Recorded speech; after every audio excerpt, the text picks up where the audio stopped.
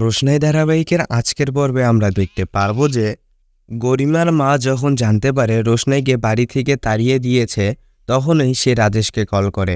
সবাই জানে রাশেদ বিজনেসের কাজে বাহিরে গেছে। আসলে রাজেশ এখানেই আছে, শুধুমাত্র সুযোগের অপেক্ষায় ছিল। তো গরিমার মা রাজেশকে কল কল করে জানিয়ে দেয় আজকেই রোশনাই বাসে করে বেনারস যাচ্ছে। এদিকে রোশনাইয়ের কেন জানি কান্না পাচ্ছে।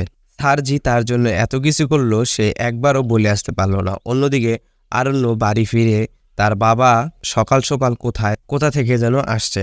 আরণ্যর কিছুটা অদ্ভুত লাগে। যাই হোক, সে রুমে গিয়ে চেঞ্জ করে বসতেই একটি চিঠি পায়, যেন যেটা রোশনাইয়ের লেখা ছিল। সেখানে লেখা ছিল, স্যারজি আজকে আমি সত্যি সত্যি চলে যাচ্ছি, তাও আপনাকে না বলে।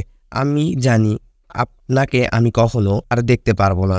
আপনার বাড়ির লোক আমি যাওয়ার আগে আমার সঙ্গে আপনাকে দেখা করতে দিবে না, তাই এই চিঠিটা লিখেছি। এটা পাবেন কি না তাও জানি না, তবে আপনি ভালো থাকবেন, গরিমাকে বিয়ে করে সুখে থাকবেন। ঈশ্বর যদি চান তাহলে আমি বেঁচে থাকবো, আর যদি না চান তাহলে আপনি হাজার চেষ্টা করলেও আমাকে বাঁচাতে পারবেন না। আপনি ভালো থাকবেন আর আমাকে নিয়ে চিন্তা করবেন না। চিঠিটা পড়ে আরণ্য যেন আকাশ থেকে পড়ল। কি বলছো রোশনাই, ও চলে গেছে? আরণ্য তাড়াতাড়ি টুটুল আর বরণমাকে ডাকে। তারাও জানতো না রোশনাই চলে গেছে। আরণ্য পাগলের মতো সবাইকে জিজ্ঞেস করতে লাগে রোশনাই কোথায় গেছে। লাস্টে আরণ্যর মা বলে, আমি তাড়িয়ে দিয়েছি ওকে, পাঠিয়ে দিয়েছি বেনারসে।